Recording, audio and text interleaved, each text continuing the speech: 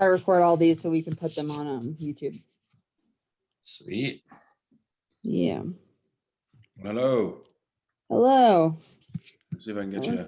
see your video either. You should be able to share your video now, Dr. Dorf. Well, let me try. Hang on. Oh, that's not very There you good go. light, is it? Yeah, you look a little bit like a ghost. Yeah. All right. Let me see what I can do. So, Will, do you want to go really quick run through how to share your screen and share your presentation? Yeah. Cool. So you should be able to now because I made you a co-host. If you scroll down to the bottom of the Zoom window, all those buttons will pop up: mute, stop video, participants, Q&A, etc. So if you hit the share screen button, it'll show you the windows you can choose from. So just make sure you have your PowerPoint open on your desktop in the background, and then you'll be able to do it through there. So let's just make sure you don't have any technical issues. Okay, so I'll just, and then hit share. Yeah. Perfect. And then you just go to start webinar.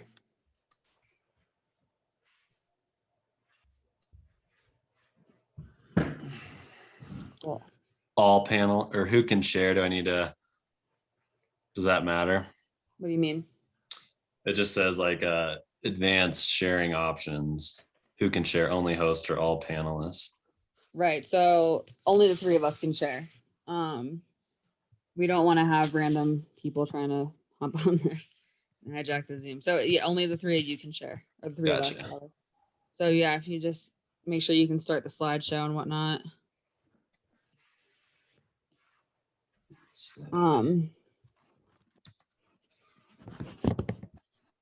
Where is the start? If you go to slideshow. Okay. Beginning. There you go. So cool. Looks good. So yeah, once you start talking, I would just say, give a little introduction. Say I'm Will Thompson. Talk about your specialties a little bit. Working at Avalanche. Maybe give Avalanche a little plug. Talk about your locations. And yeah, I got that on the last page here. That works too. Wherever you want to do it. And then at the end of the presentation, once you both are done, we'll have a Q&A. And so the way this works usually, if you can go into the Q&A button at the bottom, you see the Q&A button? If you scroll to the bottom of the page. Yeah. It looks like we do have people joining already. So hello, everyone. Thanks for joining us. We're going to get started in just a few minutes here. Just trying to get set up and make sure we are ready to go for you guys. So thanks for joining.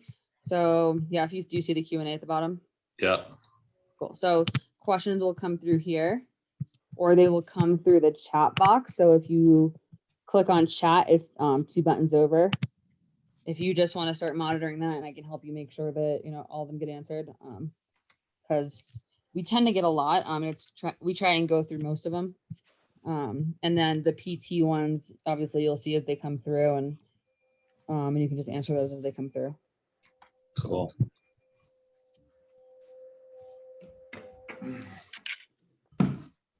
Trying to get my mood lighting right. How's that? That's better, huh? Yeah, that's good. Dr. Dorf, are you all set with your presentation and the Q&A stuff? I know you've done this a bunch of times, so. I haven't done a presentation. I haven't worked on my presentation yet, but I'm going to start working on it pretty soon now. Yeah. That's cool, right? Wing it. I just wing it. I'm always winging it. That's no problem. And you're good with the Q&A and reading through the questions and answering them as usual? Yeah, we're just going to do it from the, how are we going to do the Q&A? So they come through, if you go to the bottom of the screen, they'll come through the Q&A button at the bottom or the chat. Okay. Yep. And I can help you guys monitor them because I know it can sometimes we get a lot of questions, which is fantastic. So just to make sure we get to all of them. Looks like we have about 12 attendees on already. Thanks again, everyone, for joining. We're going to just give it a few more minutes for some more people to sign on. Just to everybody who's on already, if you have questions for the end of the session, you can feel free to submit them via the Q&A or the chat button at the bottom of your screen, and we will get to them towards the end of the session. Dr. Dorf is our VSON surgeon on tonight, and Will Thompson is our PT from Avalanche Physical Therapy. So we're going to talk about wrist pain, and Dr. Dorf's going to give that presentation, and as well as Will Thompson, who's going to talk about the benefits of physical therapy and treating wrist pain and different wrist injuries.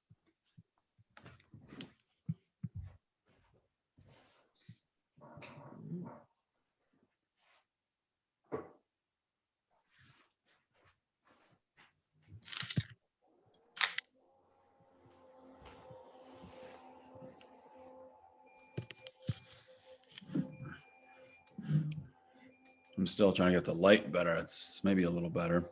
Better Just than in an mine. awkward spot. Let's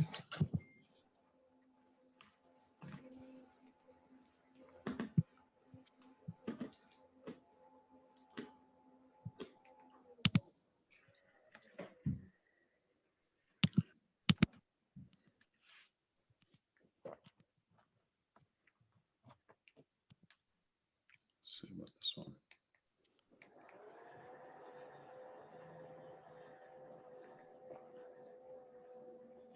Maybe I should test that PowerPoint, just make sure that's sharing appropriately. Sounds good. Let's see here.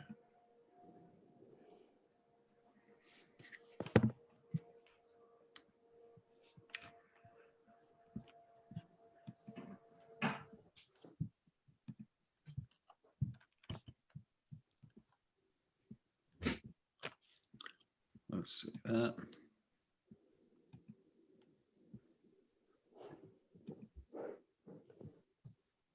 How's that?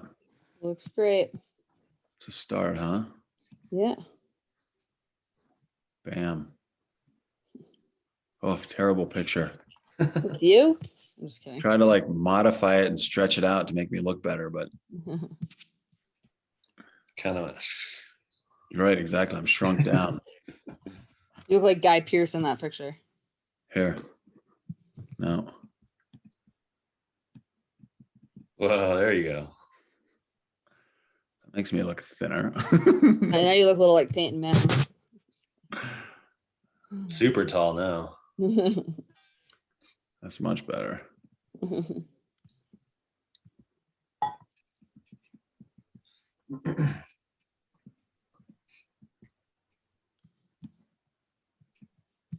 we go. The younger version of me. I'll keep that picture forever. All right. So let's probably give this like 5-6 more minutes. How many people did we have signed on or logged? About or signed up? 140 that signed up. Right now we have 19 people.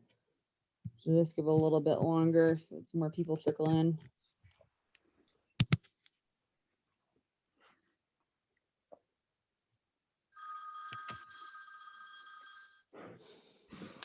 Hi there. What? No, I'm doing my webinar. Starts in 4 minutes.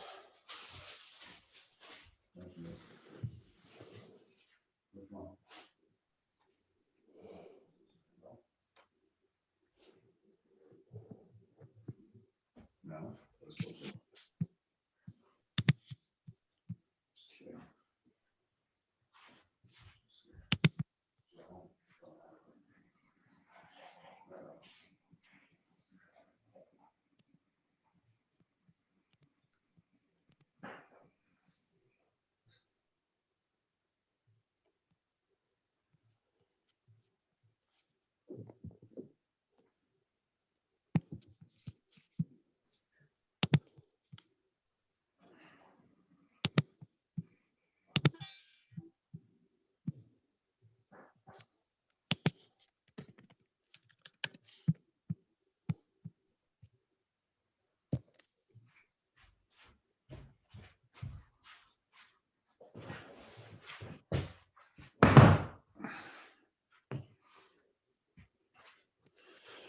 My last webinar, I was actually on call, so this will be much less stressful for me today. Don't have to worry about being whisked off to the OR for something terrible. That's good. Oh, Should be relatively straightforward. Did that happen? I did get called. I hadn't gotten called all day long. And of course, right in the middle of my webinar, I start getting phone calls. So Yeah. I didn't have to leave. I didn't have to go anywhere, but yeah, that's the way it works, right? Always exactly like that. Nothing Right when happens you don't need it. until you desperately need it to not happen. And I don't mind being on call, but just sometimes it's a bit of a pain. Yeah. Most of the time it's fine.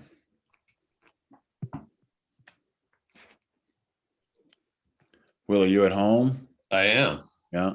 All right. Is that a map behind you? What is that? That is, yeah, the Colorado state map. Oh, cool. Topography. Yeah.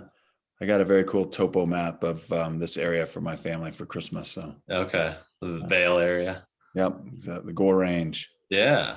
It's cool to point out spots and like, oh, yeah, that's what it exactly. is. Like, oh, that's where we were. And then go look at another spot. Oh, that's where we want to go. Yeah.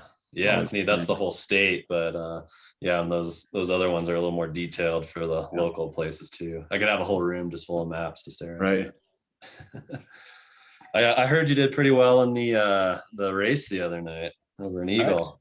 I did pretty well. I mean, I've done those races for years and years, and I love doing them. So I'm always so, before doing it, I'm always like, I don't want to go do it. I don't want to do it. I know it's going to hurt. I'm going to just go over there and suffer, but it's always fun. And this year in particular was really fun just to see everybody again. And I'm looking forward to the mountain bike series in Summit County too. Hopefully I'll get to go over and do some of those. I used to do all of them on both sides of the pass, and Wow.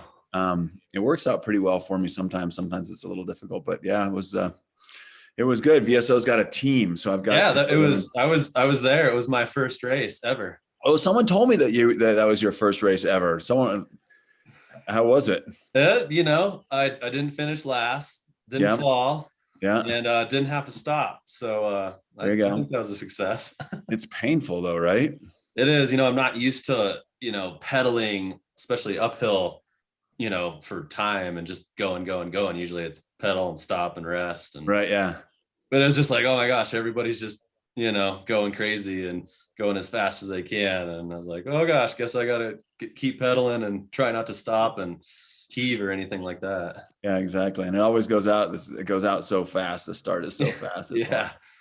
I was like, okay, I just got to pace myself, but it was fun. Yeah, I'm hoping to do most of those over there in Eagle County this year. So, are you going to do some of the ones in Summit County? Yeah, I didn't even know that they were doing those. So I need to look into those. Yeah, I think we're going to actually be the official medical providers. So, okay. Yeah, I heard that today. I'm not positive yet, but I heard that today. So we're looking For which event again? For the mountain bike series in Summit County. Okay. Yeah. Are those on the opposite Wednesdays? Yep, they usually are. They try to organize them like that. Sometimes they'll stack on top of one another, but usually they're on opposite Wednesdays. Yeah, cool. You'll have to check that out.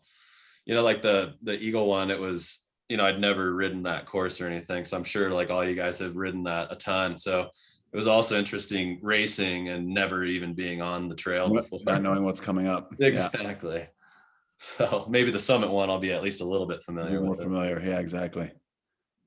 But yeah, it's good. It's definitely different than just a leisure ride, but yeah, no, and it's good for you too. Serious riders motivate you for each week. Yeah, I was definitely sore for a few days after that. Should we get started, Rachel? How are we doing? Good. We're about 43 attendees. I think we're good to go ahead and get ready. I'm gonna turn off my video. Aw. All right. All right, thanks everyone for joining us. I'm going to let Dr. Dorf kick things off. All right, thank you everybody for joining us today. I know that we've got a lot of people from all over the place who have joined, and I'm excited to do another one of these webinars. I need to give a shout out to my parents, who I sure are watching, and my mother-in-law, Gail, who is in the house visiting us right now and watching. So I'm excited to have everybody here, and hopefully this will be beneficial. Again, we are talking about wrist pain today. In case you signed up for the wrong webinar, this is the wrist pain webinar. Just a little bit about myself, and if you've seen some of my other webinars, please excuse me that I'm repeating myself, but I grew up in Vail. I grew up about 1 mile from where I'm sitting right now. I did my undergraduate studies up in Middlebury College in Vermont. I went to medical school at the University of Colorado. I did my residency at the University of Virginia in Charlottesville, and fellowship in upper extremity surgery at Wake Forest in North Carolina.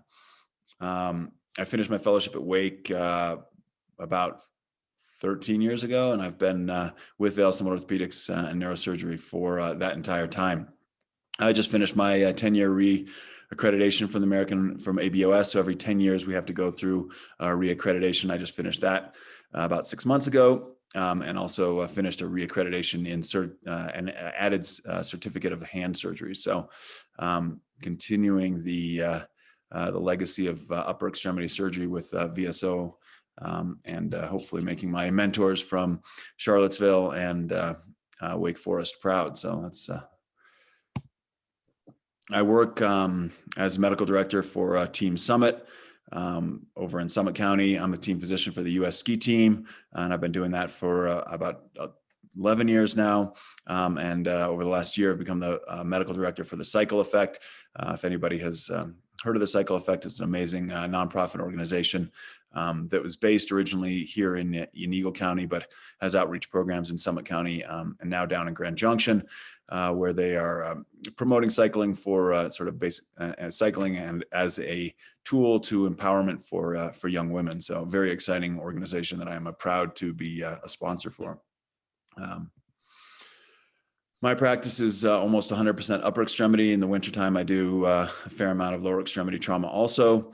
But I'm, this time of year, I'm probably 60% shoulder, 30% hand, but other times of the year, I'm maybe 60% hand and 30% shoulder. And then, elbow sort of makes up the rest of my practice. So it goes back and forth. I really love operating on full upper extremity, and certainly hand is right up my alley and something that I really love. So we'll have some days in the operating room where it's all hand, and then some days in the operating room where it's all shoulder. And I love a practice like that just because it keeps things interesting for me. It keeps things interesting for my staff, keeps us on top of the game, so that we're trying to stay knowledgeable in a wide variety of topics. So it's a fun practice for me. The talk today is about wrist pain. Now, wrist pain is a pretty general topic, so I'm going to try to divide it up a little bit as far as what we are or how we approach wrist pain. And I know that there's a lot of people here who probably have got wrist pain or have been in my clinic. I had some patients of mine today who are actually going to watch the webinar, and they had been in my clinic today for wrist pain. So I know that we've got some active attendees who are currently experiencing wrist pain, and I'm excited to share some of my knowledge with you regarding that. This is my son. He has broken his wrist, not skiing, but riding a mountain biking. So he has had some wrist pain. So we are going to start off with basically 4 common causes of wrist pain. And we're going to go through these one at a time. And there's no way to sort of cover everybody's wrist pain with a talk like this. So I'll try to do my best to hit on some of the very bigger topics. And then if people have specific questions for me regarding their particular wrist pain, I'm happy to go over stuff. So let's see here. Okay, so sorry, nerve compression is our first one that we'll talk about with regard to wrist pain. Overuse injury is also a common cause for wrist pain. Traumatic injuries of the wrist, we see those here all the time, in particular in the summertime. We see a lot of broken wrists in the winter too, but summertime it seems to be very popular with the bikers in Eagle County and Summit County. And then, of course, arthritis, which is probably the most common cause of wrist pain that I see in my clinic, simply because I have a lot of aging athletes who are continuing to abuse themselves and wondering why their wrists hurt so badly. So we're going to start off the first talk with a little bit about nerve compression. So nerve compression, a common cause of wrist pain. This is actually a picture of median nerve in the forearm, and you can see the nerve is running along here. This is just some of the fat, and this is muscle around it. Some of the arteries that are coursing along this here. And then this is a big tumor that's in that nerve. That's called a schwannoma. It's a benign tumor of the sheath around the nerve, but you can see why doing surgery on nerve things can be interesting and exciting, and you have to be very careful, of course, with this stuff. So there are three main nerves that travel from the neck to the hand, and they can all be a cause of pain. The radial nerve is one of them. Median nerve is a second, and the ulnar nerve is probably the third, with the median nerve being the most common cause of hand and wrist pain in patients that I see in my clinic. So why do nerves hurt when they get compressed? It's pretty straightforward, actually. If you think of a nerve, we always think of these nerves as being these little fibers that are going basically from the neck all the way out into the fingers. When they get smashed, they hurt. And what it is really happening there is not necessarily that the nerve itself is being compressed, but running right along top of that tiny little nerve, or on top of that nerve is a tiny little blood vessel. That blood vessel is susceptible to nerve compression.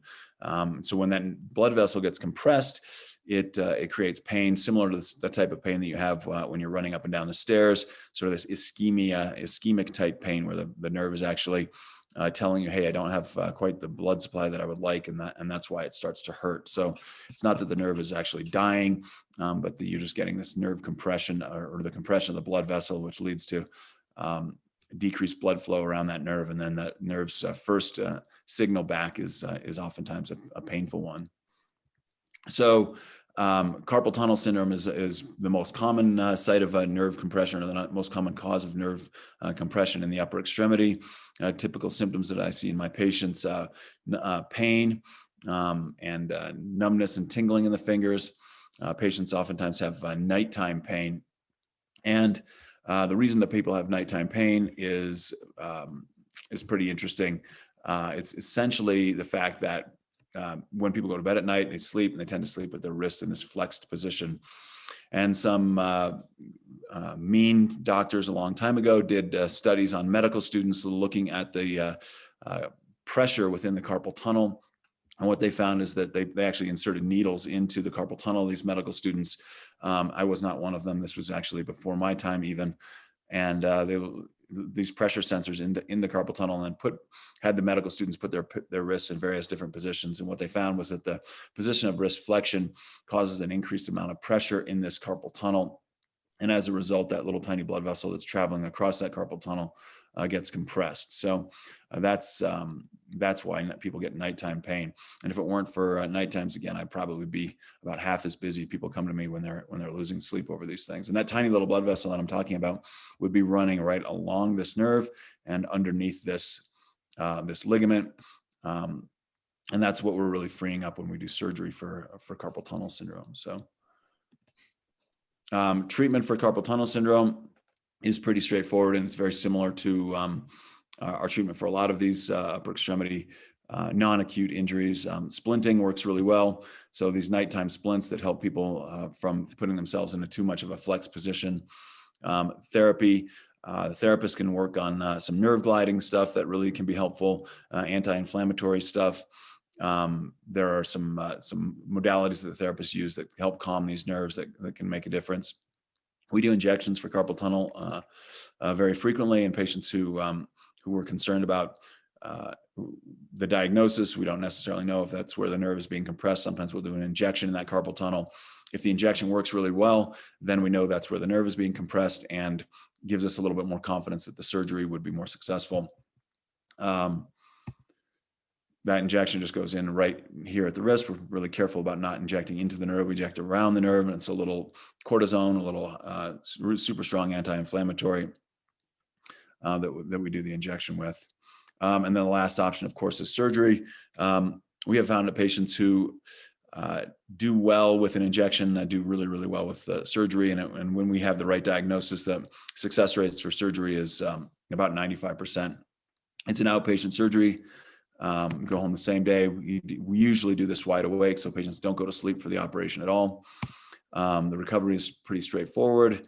Sort of in that 2 weeks to do most of what you need to be able to do, and really a month before you can do everything. One of the most satisfying surgeries that I do, and probably one of the most common operations that we do.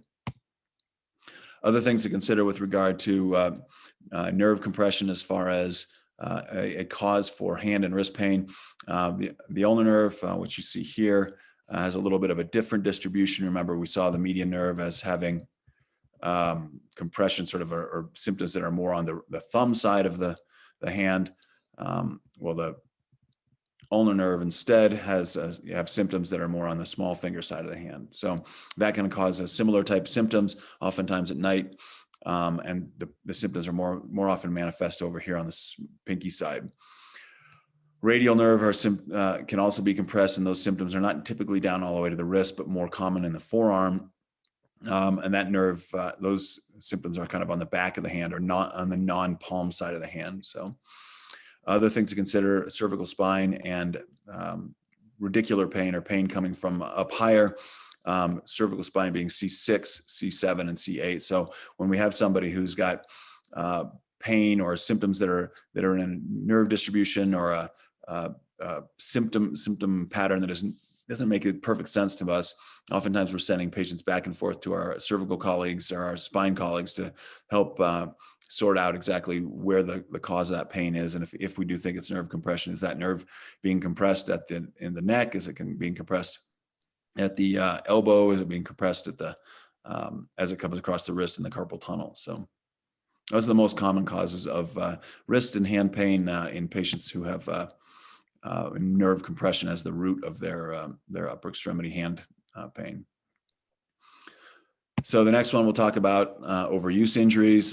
This is something that everyone is dealing with, particularly right now, because we're starting to get into all of our different summer things.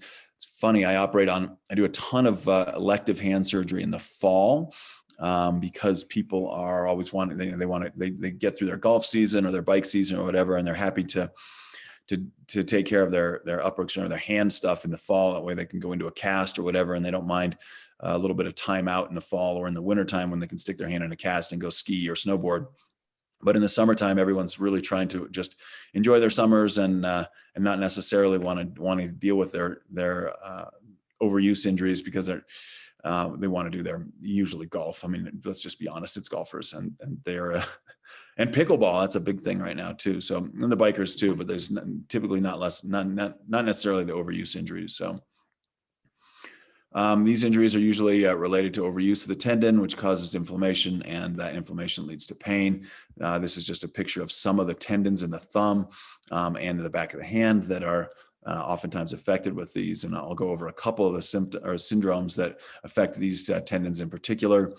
Right here, this is where we see these overuse injuries with regard to something called the Quer veins, tenosynovitis, and then there's another one up here we see in the golfers frequently, which is crossover syndrome. So the Quer vein syndrome is really common in racket sports athletes and golfers.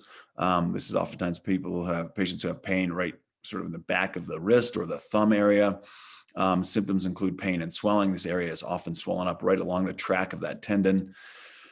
You can get some crepitus over the tendons, which can be detected with moving the thumb. So someone moves their thumb up and down, you can feel a little bit of crepitation or crunchiness or sort of a non-smooth gliding tendon right in that area.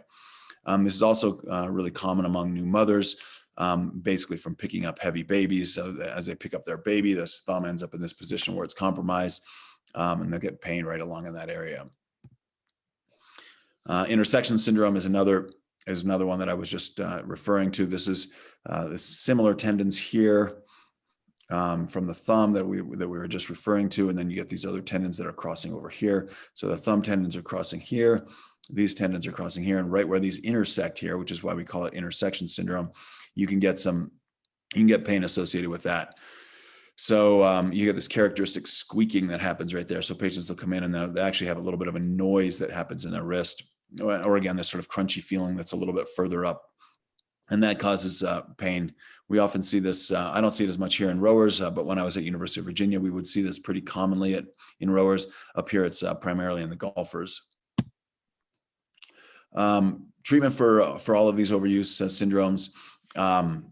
Splinting, number one. Anytime we can rest these tendons, that makes a big difference.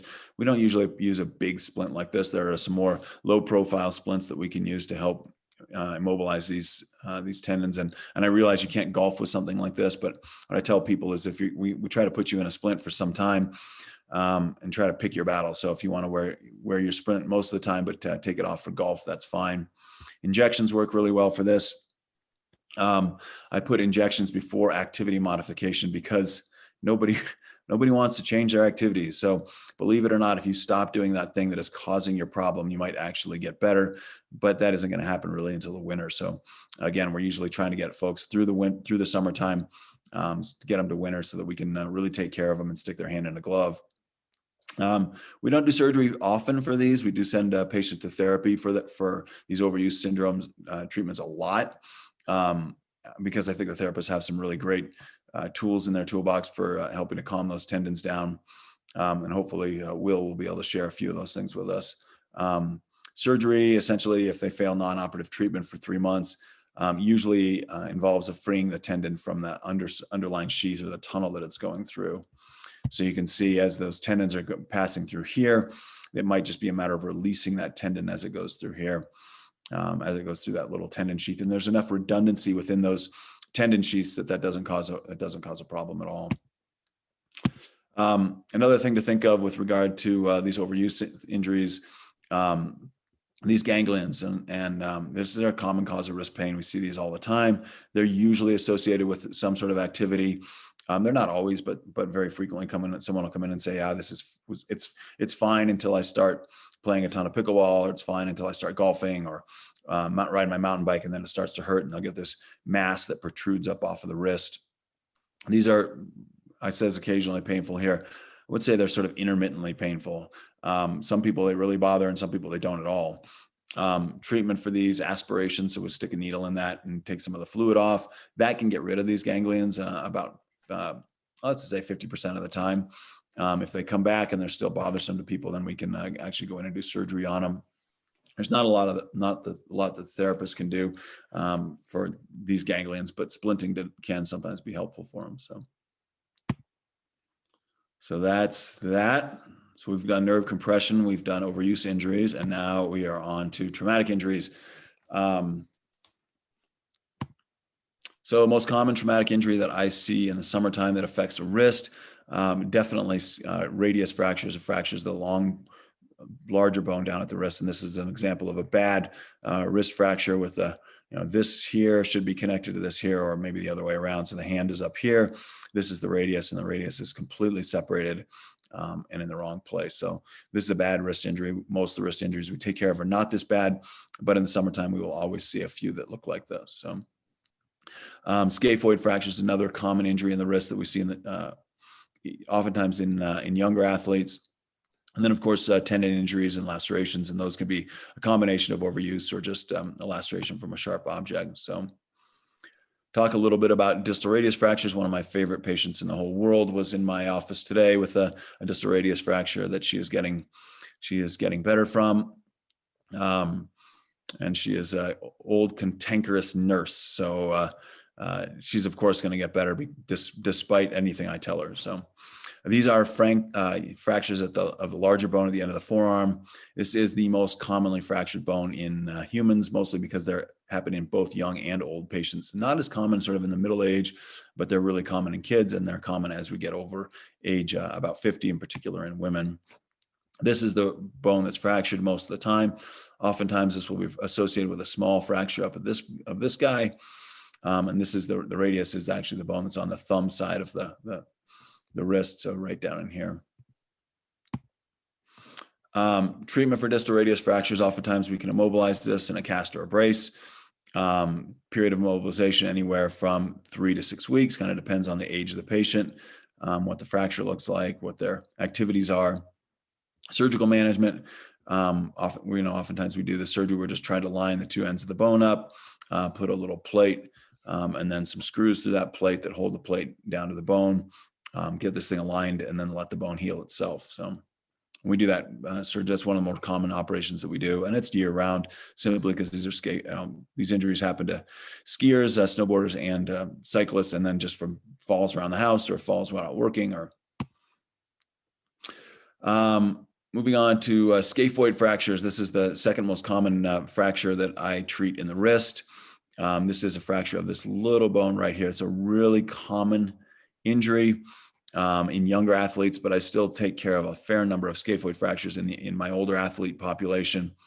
Oftentimes these will present as a wrist sprain. Patients, either they fall on their wrist and it hurts and they try to ignore it. And then, a month later, 6 weeks later, it's still not getting better. So they come into my office and get an x-ray and we find out they've had a fracture. Or they may go to the emergency room and have an x-ray the first day and the emergency room tells them, oh, it's not broken, follow up with somebody in a couple of weeks and then they can take a look at it. They'll put them in a splint. The patients take the splint off and then come back and see me in a month. It's oftentimes that initial x-ray won't show the fracture. So these fractures can be kind of deceiving. And it's one that we're really careful about because the results of non-operative treatment or just not taking care of it at all are not really great. So, and the reason that is because this is the fracture here, or this is the bone here, the fracture you can see right here in the middle. The blood supply to the scaphoid comes in sort of awkwardly. So the main blood supply comes in here. And you can see it ends up on this end of the fracture site. So this end of the fractures remains somewhat isolated from the blood flow. And because of that, you don't get great blood flow across the fracture site. You don't have blood coming in from both sides. And these things have very frequently delayed healing. The healing takes a long time. And because the healing takes a long time, patients they're not immobilized. And then that thing starts to move and it's bathed in the joint fluid. And you'll get the cyst formation in there. And so they don't heal. So it's a little bit of a tough one. And we are very, very diligent about making sure that patients don't have a scaphoid fracture. Sometimes we'll order an MRI to look at that scaphoid or a CAT scan to look at that scaphoid and make sure that we don't have a fracture in there, even if x-rays are negative. So treatment for scaphoid fractures, very similar to the treatment for distal radius fractures. We can immobilize these. The immobilization for this is a minimum of 6 weeks to get these things to heal just because of that blood supply. You can see that when we immobilize a scaphoid fracture, we do have to include the thumb just to minimize the amount of motion that's down here in the wrist that's associated with that thumb. I love fixing scaphoid fractures, one of my favorite bones to fix. We usually fix this with a single screw that goes across the fracture site that we can put in through a small incision that's about 1 centimeter long. That incision is usually sort of on the back of the wrist here, or sometimes up by the thumb. Put that screw across that, and patients do really, really well with that. And it's very satisfying simply because the period of immobilization is long. If you're in a cast like this for 6 weeks, it's pretty frustrating. And then oftentimes patients will come in and after 6 weeks, we'll say, okay, you needed a cast for another 6 weeks. People don't like that. So we put the screw in, period of mobilization is much shorter and the predictability of the healing is really high. So it's a good one for us and for patients primarily. Injuries, tendon injuries and lacerations. I see this, wear and tear, tendons that rupture.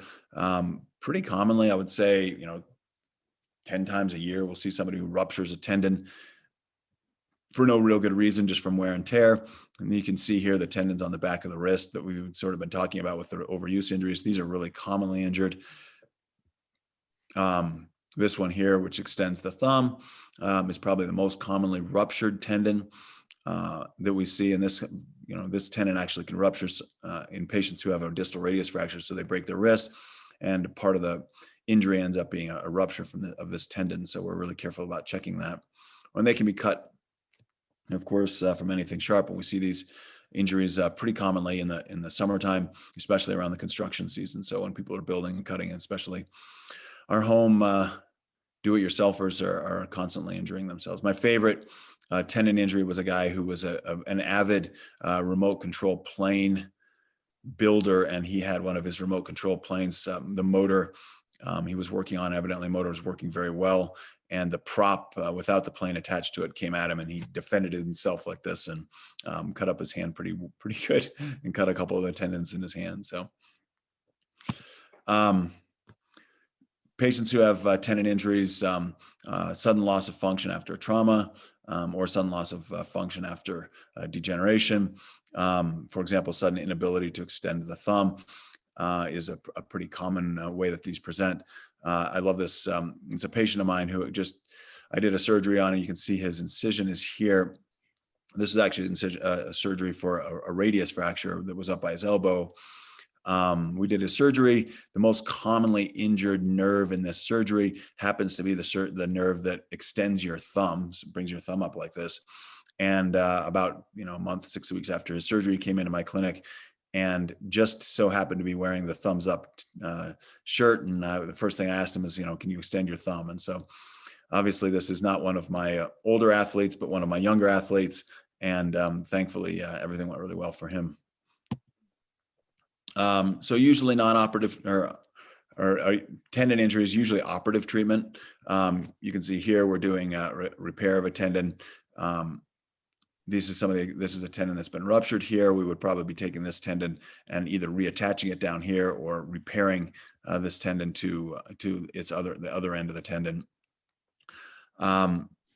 That's the most common way we fix these, is just an end-to-end repair.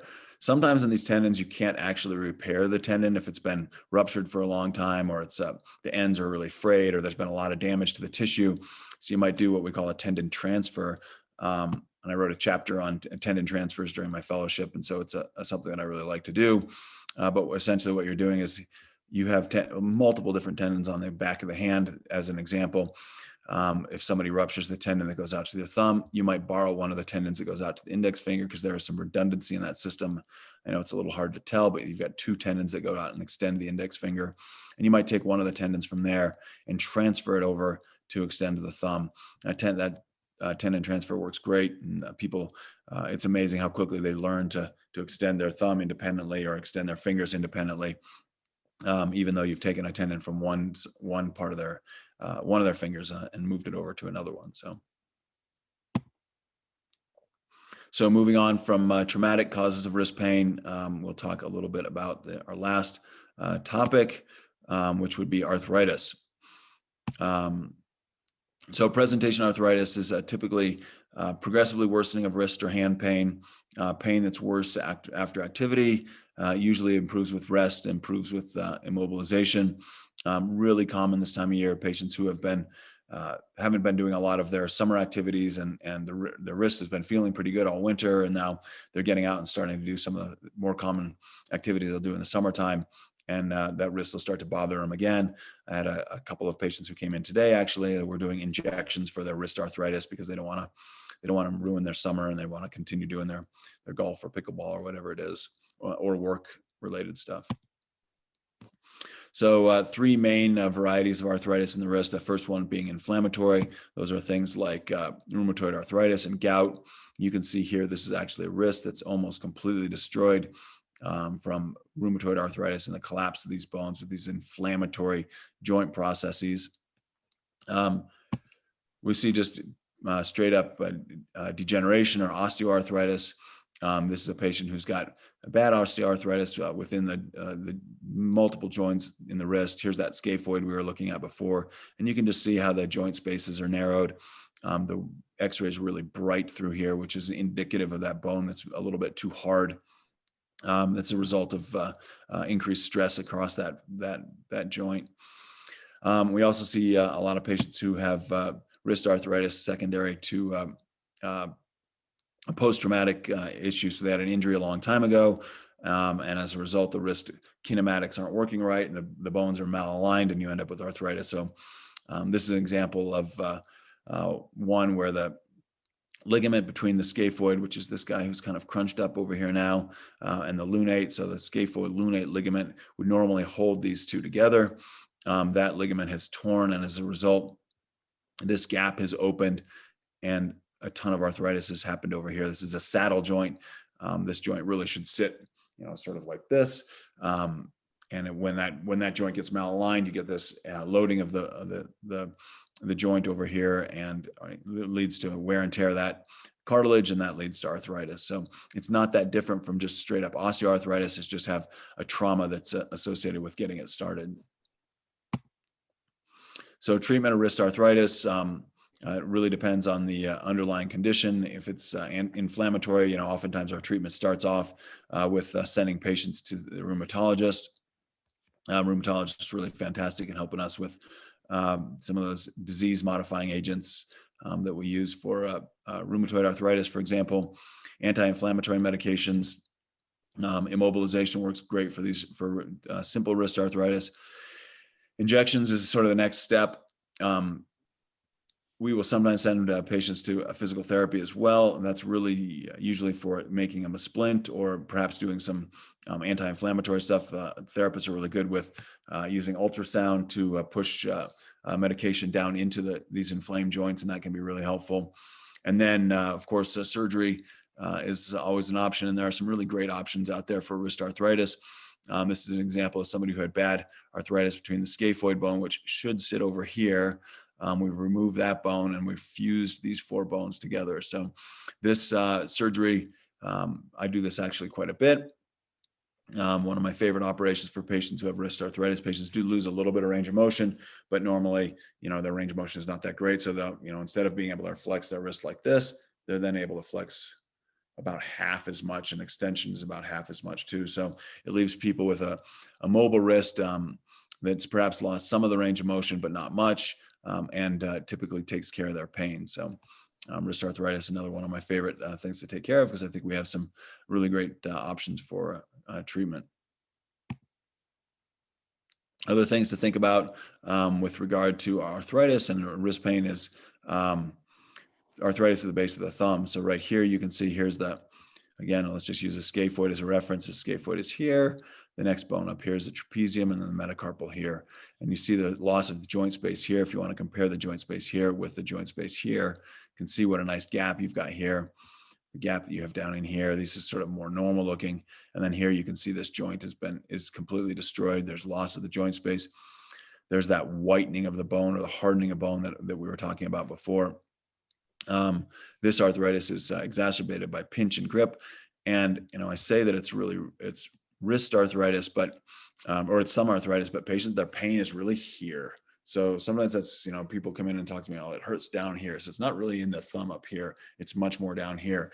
And so oftentimes presents very similar to wrist pain, or patients will come in and say it's my wrist when actually it's their thumb. So that pain is oftentimes associated with pinch and grip. And I'll have patients who say, it hurts when I turn the key in my car, or it hurts when I grab something, or it hurts when I squeeze a tube of toothpaste. And that's oftentimes little keys and tricks to know that this is coming from the base of the thumb rather than actually coming from the wrist.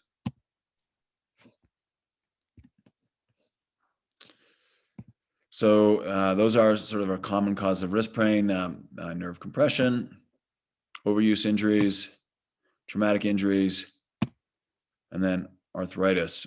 That is kind of the end of my portion of the talk. We have Will Thompson from Avalanche Physical Therapy, who's going to give a little bit of a presentation regarding things that or physical therapy modalities that help with treatment of wrist pain, and hopefully that will answer some more of your questions, and then we'll go straight to a question and answer session. I'm happy to take some questions. So, Will, do you want to go ahead? Yeah, let's do it. So I guess I'll stop sharing my screen.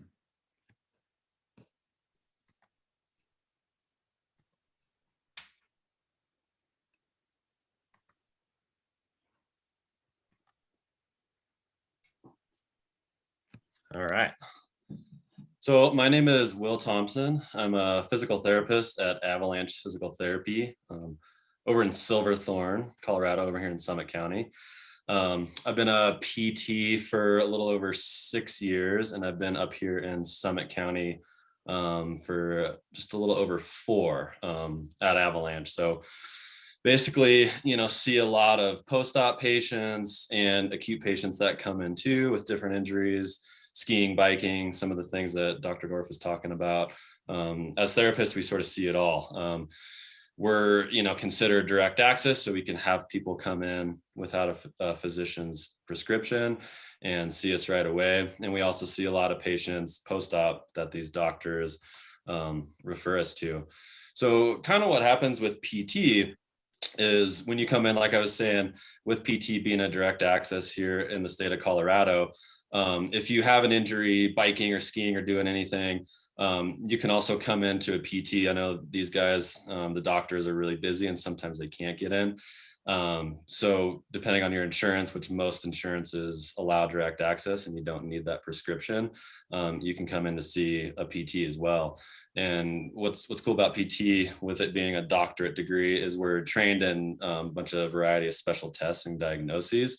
So we can, rule in and out different injuries, sort of see what the cause was, how a patient is presenting. And then if we feel like it's something that needs to be looked at further, we refer them to Dr. Dorf, to further evaluate what's going on if we feel like it could be a fracture or a tendon issue, a laceration, anything like that that's more serious. But then also kind of see what we want to do for things that maybe aren't as pressing, like, your overuse type of injuries, things like that. And that's where we work together with the doctors to sort of, develop a rehab plan. Are we splinting them, getting them into PT, and we fit them with Exos braces, which are braces basically for your wrist that can immobilize the wrist and the thumb as well. Like Dr. Dorf said, that's usually a good plan to sort of start off with. And then getting into a anti-inflammatory regimen, and then developing a rehab plan from there. So we definitely work together. We refer patients back to them if we see something, and if we're the first person that someone sees, if something's a red flag, we're getting them to see the MDs right away. Or if it's something we feel is that we can treat right away, we'll develop a rehab plan from there. And if anything changes, again, we're always in contact with the doctors to sort of help through that rehab protocol. So common sources of wrist pain that we see a lot in PT. Again, Dr. Dorf went over most of these too, but we'll see a lot of these people come in as well with that direct access. With it being a really active community up here, those acute sprains and fractures are definitely common. So we call them the foosh injuries, which is fall on outstretched hand, which is you're falling like this, all your weight's going through. And that's where you're seeing those wrist sprains and those distal radius fractures, scaphoid fractures, things like that. And so what we look at, someone coming in like that is getting that mechanism of injury. Like, did they fall mountain biking and stick their hand out and land right on it? That's a red flag right there of, okay, maybe they need to, go get that x-ray, go see Dr. Dorf to rule in any sort of fracture. That's obviously the first kind of issue we look at there. And then just assessing sprains, things like that. We're looking at swelling, range of motion, how they present after that injury, and kind of going from there. And like I said, either referring back out or treating them there as well. Another one we see as well, Dr. Dorf went over, carpal tunnel syndrome, where you have that nerve entrapment, where a lot of times you're getting that night pain and that numbness and tingling into the fingers there. Another thing we've kind of seen is atrophy or sort of wasting of the thumb muscles right there. So that's also something we're looking at, is the weakness in the hand and wrist with carpal tunnels type stuff too. And that's definitely something we treat as well going forward. Again, if things aren't getting better with our modalities and stuff like that, we're referring out to the ortho docs, for potential surgery. Again, that's a pretty successful surgery. And so we're kind of working with them again to see how they progress with their symptoms and going from there. And also, again, arthritis, degeneration, and post-surgical treatment. Again, we're looking at range of motion, how they present. Have they lost range of motion? Are they having a lot of pain with different activities? And what can we do from there as far as decreasing inflammation, getting range of motion back, and really just helping get that function back. And again, we see them, post-op, if you have that scaphoid surgery or distal radius surgery, after they've been in that splint or brace, Dr. Dorf sending them to us once they're out and cleared for that and cleared to begin, PT. We're focusing on decreasing that pain, decreasing that inflammation, getting that range of motion back, getting that strength back, and back to sort of full function there. So those are some kind of common things we see in the clinic. Again, a lot of that is what Dr. Dorf went over too. So especially up here, all those are very, very common. So what do we do when you come in for PT? So the first thing we're looking at, whether it's an acute injury or it's something that's been lingering for a while, or even post-op, this plan is all sort of the same. So right away, we're looking at decreasing that pain and inflammation and getting that range of motion back. So a big thing we start with are the modalities. And a main one is ultrasound. So basically what ultrasound does is it's using a ultrasonic sound wave essentially to penetrate the soft tissue and really increase that circulation and blood flow to the area, which is going to bring that good healing factor to the site of either the surgery or the injury, and also gets that inflammation out. It sort of brings it all out of there. And like what Dr. Dorf was saying with carpal tunnel syndrome, a lot of that pain is due to that blood vessel running right along the nerve being, entrapped and not getting good blood supply. So what the ultrasound does is, again, we're increasing that circulation to that area and getting things to sort of loosen up and get that good circulation to help with that pain and healing through there. Some other things, with the ultrasound is doing what's called ionophoresis, where we're using ultrasound and a topical anti-inflammatory to sort of, again, penetrate into the tissue and get into those areas and work in that inflammatory phase there. So we use that as well, ultrasound and ionto, sort of back to back a lot of the times. Another big thing, soft tissue work. So if someone's injured, they get a lot of swelling, they get a lot of stiffness, or if they're post-op just out of a cast, all those tissues get really, really tight. So we're doing a lot of soft tissue mobilization or massage just to sort of work those muscles in those areas there to really get that inflammation out, get circulation in, get things to heal better, and just get that pain out of there so things can move. We're doing a lot of joint mobilizations, which are sort of stretches where us, the therapists, are moving the joint against each other, again, to increase that range of motion, whether it's extension, flexion, moving the wrist. A lot of times when you're in a splint or a brace for 6 to 8 weeks or so, that wrist gets really stiff. So we need to loosen it up. So we're doing a really big hands-on approach to loosen that joint up so you get all that active motion back together. And then we're incorporating that with stretching and range of motion. And we give a lot of people the tools themselves to do, as a home exercise. So stretching themselves so they can do it more often throughout the day in a safe movement pattern, things like that, and just really building that education so the patient can take their rehab into their own hands as well. So once we sort of get that pain and inflammation down, we get range of motion back to where we want. We usually want full range of motion or as much as we can.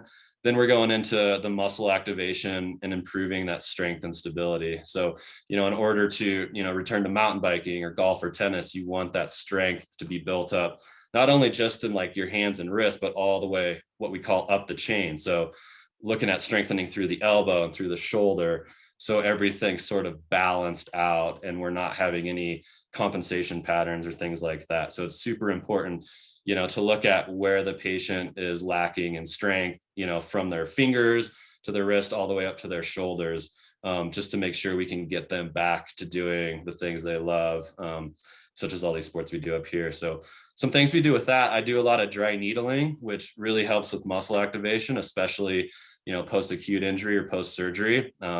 Basically, that's taking a very fine monofilament needle, like an acupuncture needle, and going into these various muscles that, where the injury occurs or where the most restriction is. So basically, we're sort of resetting that muscle, getting it to fire and twitch, which helps us to engage and sort of reset everything back to where we can get to start strengthening in those good phases there. So dry needling, super helpful. Helps a lot with like just tightness and trigger points, along with, again, engaging those muscles and getting things to fire that we need to correctly.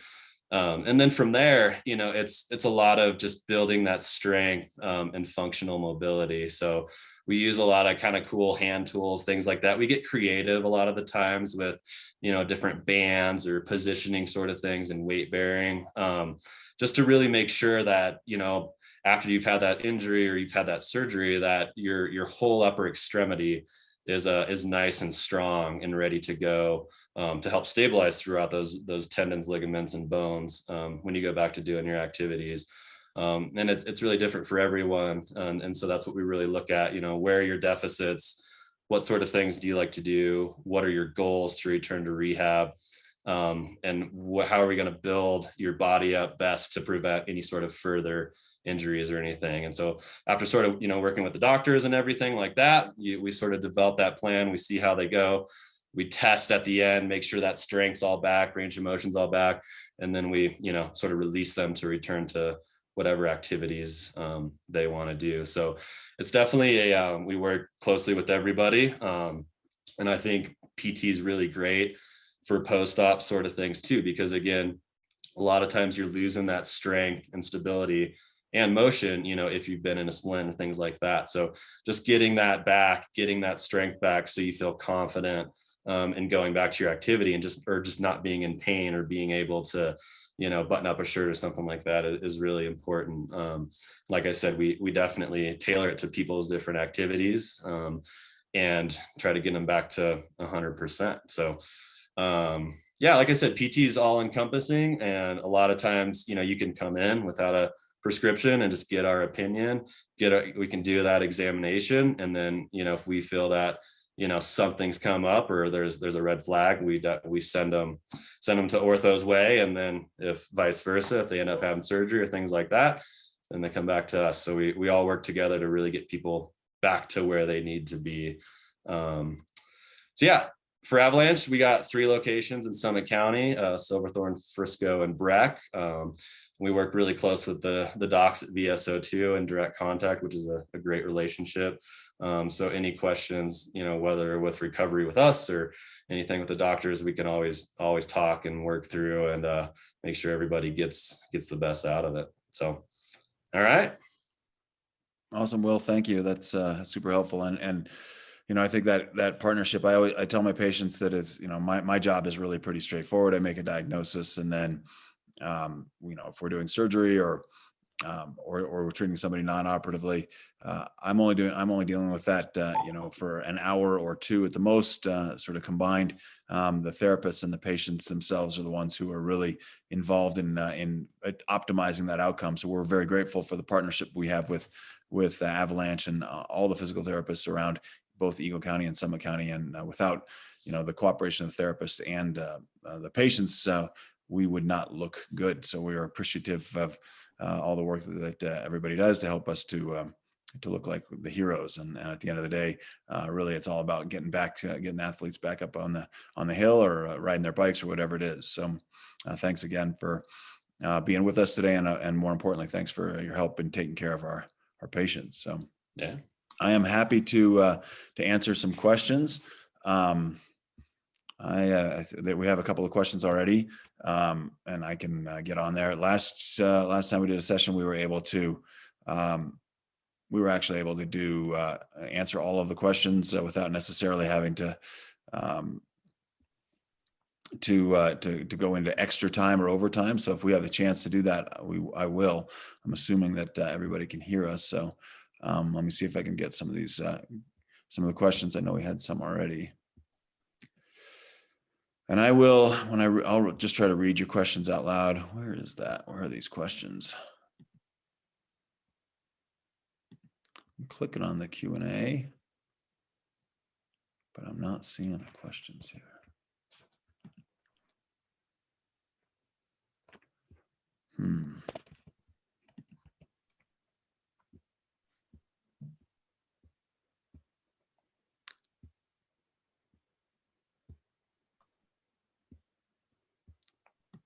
Oh, here we go. All right. Sorry about that.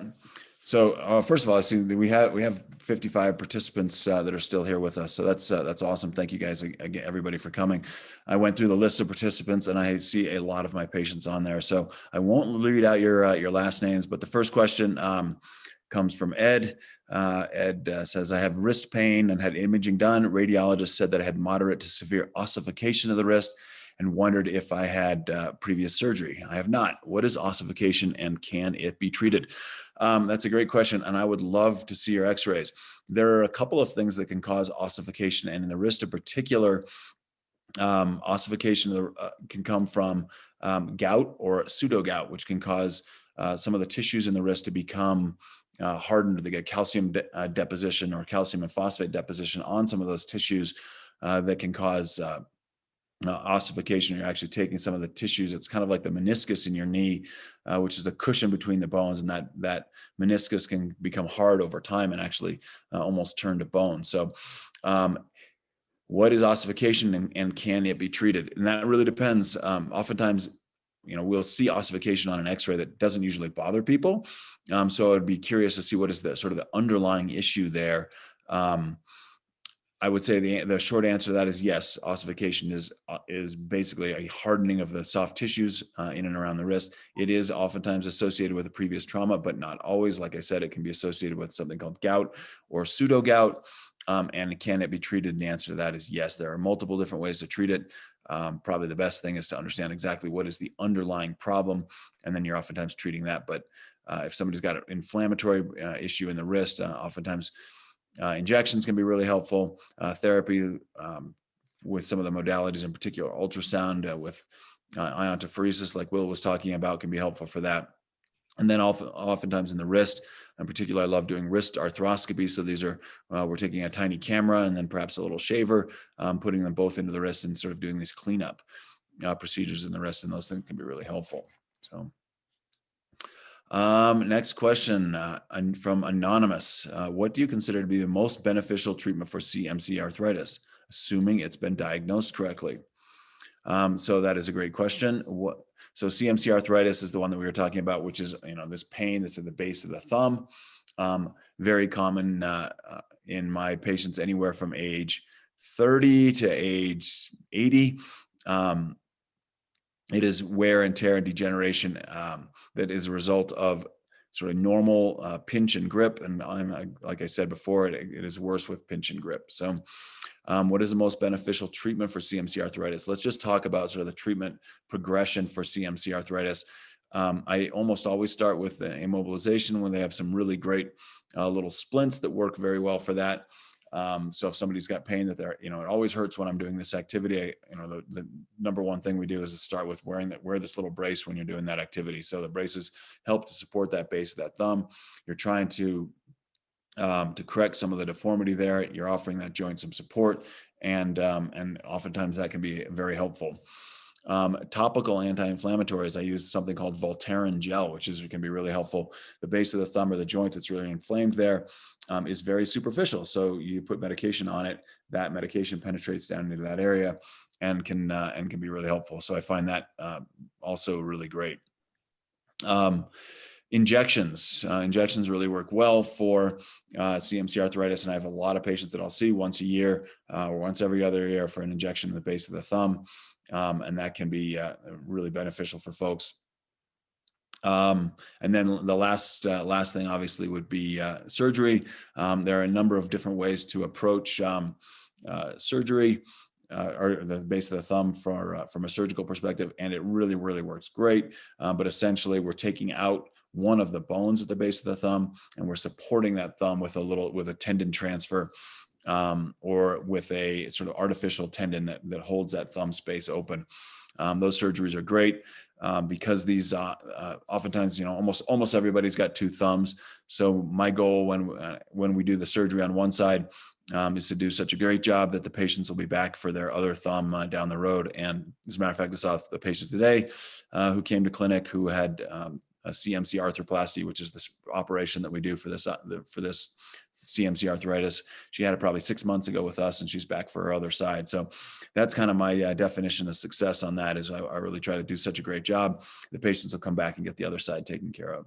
So next question is from Sue. Heat or ice for tenderness on the radial aspect of the wrist? Thumb moves fine. So I think that's a great question.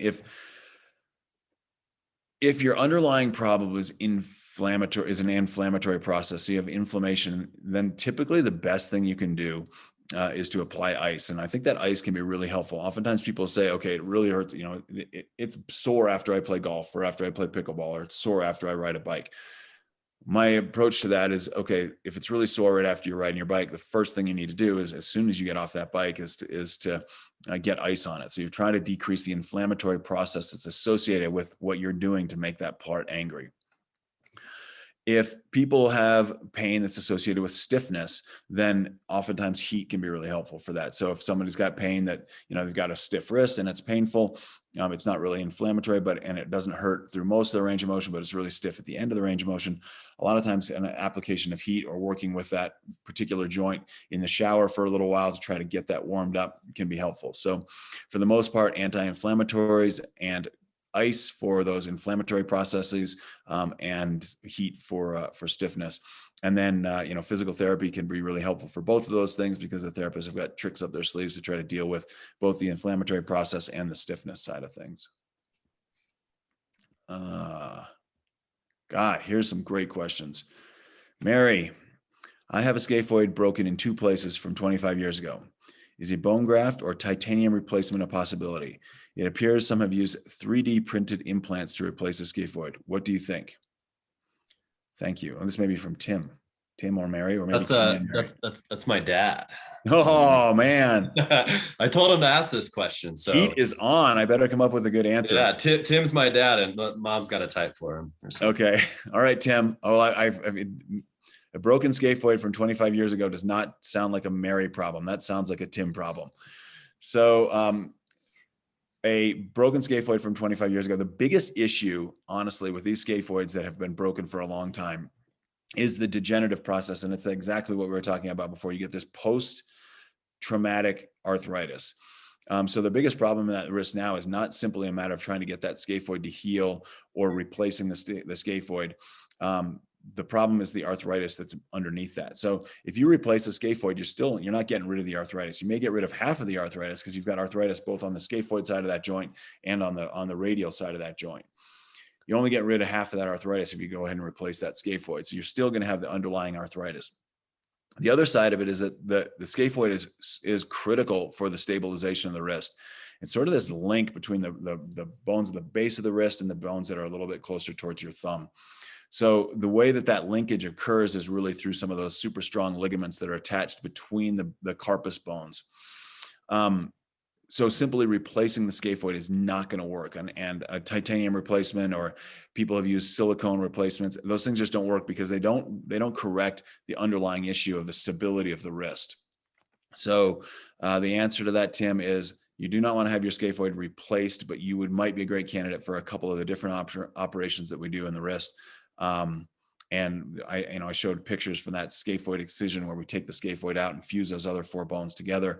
That operation to me is really great. I do it a lot, and I have a lot of satisfied patients out there. So it's a durable operation. You do lose a little bit of range of motion, but most of the time, if you've had a scaphoid broken for 25 years, your range of motion is probably not that great anyway.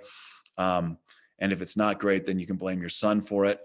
I'd love to see it and take care of that. So that would be something that's right up my alley. And I wouldn't try replacing the scaphoid with anything made of titanium or 3D implant. Next question is from Wendy, and I know Wendy very well. Wendy says, with the CMC arthritis, I get severe cramping where my fingers lock up and curl as well. Why? Wendy, you always have good questions. So one of the things that happens in CMC arthritis, and that's again, this pain at the base of the thumb. First of all, I would want to make sure that that's the only issue there. Oftentimes when patients have cramping, where the fingers lock up and curl, where the fingers get bent down like this, that's oftentimes indicative of a trigger finger. So the fingers get stuck down in this position like this because there's inflammation in the tendons that are down here that don't allow the fingers to extend. And that can actually happen in the thumb as well. Now you can get this inflammatory process that's going on in the thumb that stirs up inflammation in these tendons, and it causes that to be part of the problem.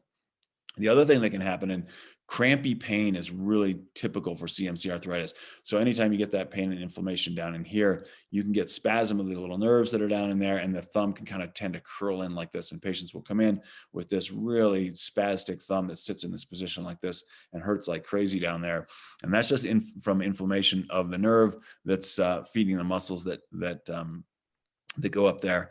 And the treatment for that, again, the similar treatments for that underlying issue, which is injections, therapy, splinting, and topical anti-inflammatories. And I'm sure I'll be seeing you for that soon. So looking forward to that, Wendy. Next question from Alan. 2 years ago, well, Alan's keeping me entertained with his question. 2 years ago, I was working in the garden, and after a few days of that, my wrist hurt quite a bit, enough to keep me from doing more work with that wrist. The pain was focused on the lower back of the hand, so I'm assuming what he's saying is down here.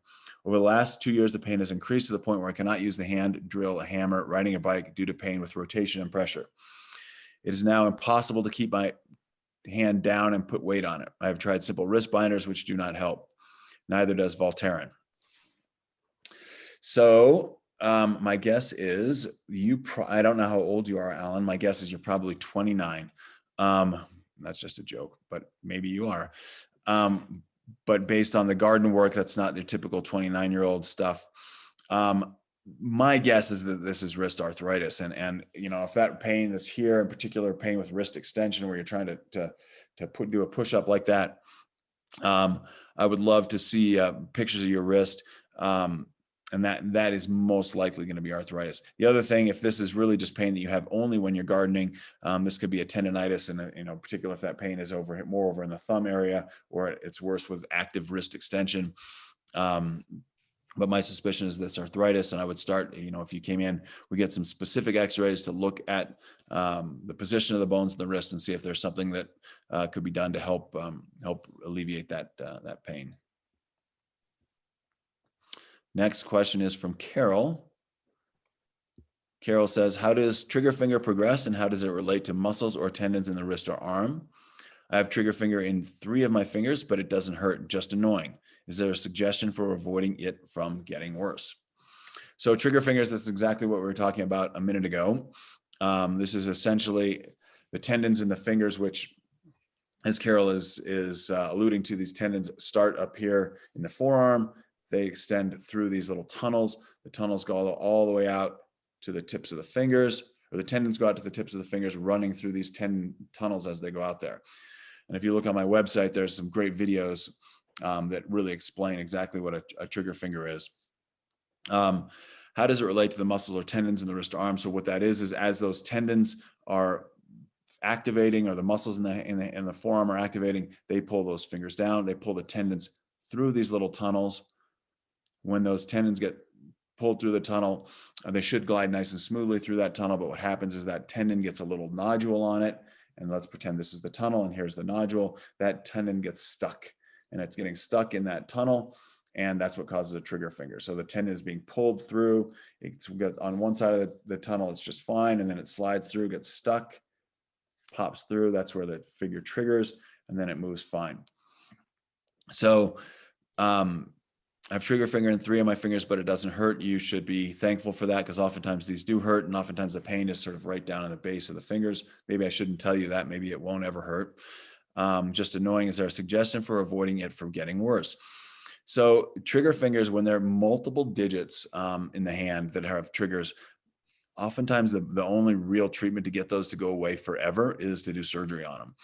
And that's not usually my answer. Usually my answer for trigger fingers is to at least start with an injection. Those trigger finger injections work really great. But when you have multiple digits that are involved, the results of doing the injections is not as good. So patients who have multiple different, and they've just done studies looking at the success rates for trigger finger injections. And what we found with those studies is that the patients who have multiple triggers or multiple fingers that are triggering, they oftentimes have less of a predictable response to the injections. And then also patients who have multiple injections typically end up going on to having surgery. So is there anything I can avoid from it getting worse? Not really, except that if you avoid using your hand, it probably won't get worse. But that's typically not the answer that people want to hear. So, and not really a very practical answer either. The real answer is, for multiple triggers, that probably the inevitable course of treatment is going to be surgery. The surgery is super easy. It's outpatient. The recovery is, sort of in that 2 to 3 week range. And that's that. So back to Wendy. Wendy's asking, Wendy's, if you remember earlier, when he was asking about the CMC arthritis, why does she get cramping and her fingers lock up and curl as well? And she's following up that question, could it be from when I broke her metacarpals? And the answer to that is yes. Certainly inflammation that's associated with fractures of the metacarpals can lead to that cramping, and could lead to triggering and certainly be a part of that. So that would be the answer to that is yes. I would love to look at your x-ray again, Wendy, just to remind myself of what all that looks like. So come back in and we can talk about what an option is for that. So next question is from Patricia. Patricia's very suspiciously my mom, but I have a suspicion that she is also perhaps typing something for my dad.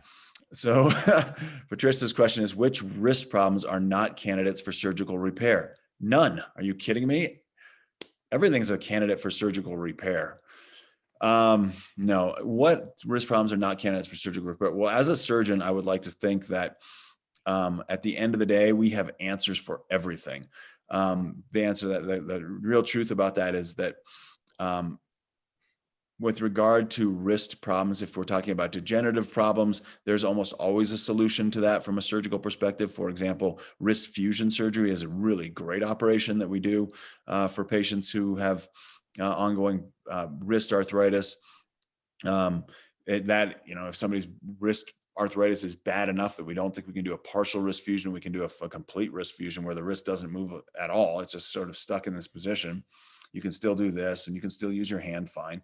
You just won't be able to move your wrist back and forth like this. And that does really great. It's one of the best operations out there, simply because the people who are requiring a wrist fusion oftentimes have really bad wrist pain. There are, of course, traumatic injuries that are not great for surgical repair. There are nerve injuries that we don't have great answers for from a surgical repair perspective. But assuming that we're going through all of the appropriate steps with regard to treating things non-operatively first, we like to think that at some point there are surgical options for most problems. The outcomes may not be as great as we always want, but we can almost always make patients better. So I don't have any more questions. The next question just says from an anonymous attendee, and it just says 72. So I'm not sure how to answer that. 73. So as far as I know, that is the last of our questions. I'm happy to, oh, wait, here's one more from Dan. Wait, now there's more coming in. The only way, this is a question from Dan, the only way I can twist a champagne bottle cork is with a pair of pliers. What's my problem? Yes, you should try it with your teeth. Maybe that would be another option. That is a great question. So pain with grip. So a lot of that pain, twisting a cork or pushing a cork off with, I don't know if you're trying to twist it off. That would be my guess. And without having a little bit more information or having a chance to examine you, I would suggest that is probably a wrist problem. In particular, that twisting can be really difficult with patients who have got wrist arthritis or have had a post-traumatic arthritis. If you're twisting a champagne bottle, I got to assume that you are having something to celebrate.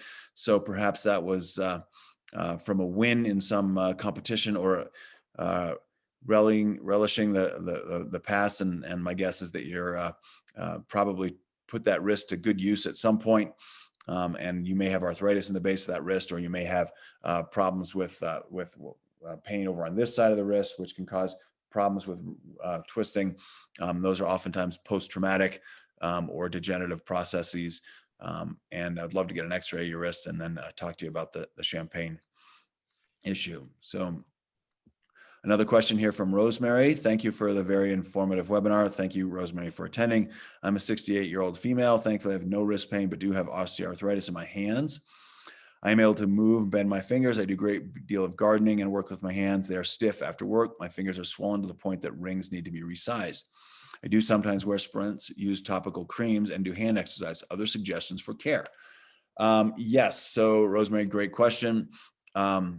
One thing to consider would be injections for sure. These swollen fingers do fantastically with these injections. And as a matter of fact, I saw a patient in my clinic about a month ago who has multiple digits that are all swollen and painful. She was sort of skeptical about the possibility of doing an injection for one of these joints. We did one injection, one finger. She came back and saw me today, and now she wants to get injections in all of her fingers. So we're actually going to take her to the operating room and do multiple steroid injections into multiple digits. So it sounds like you're kind of using the other options, which would be topical, splints, inflammatories. If you're doing hand exercises, perhaps you've seen the therapist and they may have been helping with some of these things. The last option would be sort of these joint replacement surgeries. So we do joint replacements in the fingers, and they're typically for, these joints here or joints down here. If patients have really bad pain in the tips of their fingers, so pain in the joint way out here, that sometimes that does really well with these little fusion procedures that we do. So there are a lot of options for hand arthritis, and this is a very common problem that I deal with in my clinic on a daily basis. So I would be happy, Rosemary, to see you, and I think we probably have some things that we can offer regarding basically wrist and hand arthritis. So I think that's all the questions we have. Rachel, do you want to jump back on and finish things up, or I'm happy to close it out? I appreciate everybody coming. Thank you very much for your participation, and hopefully we were able to answer some questions about wrist arthritis and hand and wrist pain. Can you guys hear me? I can. Yep. Okay, cool. I had some computer issues earlier. It looks like my microphone went out for a minute. Thanks everybody for joining. I don't think I have anything else to wrap up. Just want to make sure everybody has our information. And if anybody wants an appointment with Dr. Dorf at Vail-Summit Orthopedics or with Will Thompson at Avalanche Physical Therapy, please let us know. You can message us in the chat here, or you can feel free to email us via the email that you got the confirmation RSVP for this event from. We'll be happy to reach back out to you there, and we can happily get you scheduled for a consultation with Dr. Dorf or with Will. So just let us know. If you have any other questions, please reach out to us, and keep an eye out on our website's homepage for more of these upcoming webinars. And you can also find all of our past webinars on there as well. Thanks so much, everybody, for joining, and we hope to see you on the next one. Thank you, Rachel, very much for organizing this. We'll appreciate your help, mostly with our patients, but also with the webinar. So thank you, everyone. And hopefully we'll see some of you in clinic, and be happy to take care of you. Have a good night. Thanks for having me. Thanks, guys.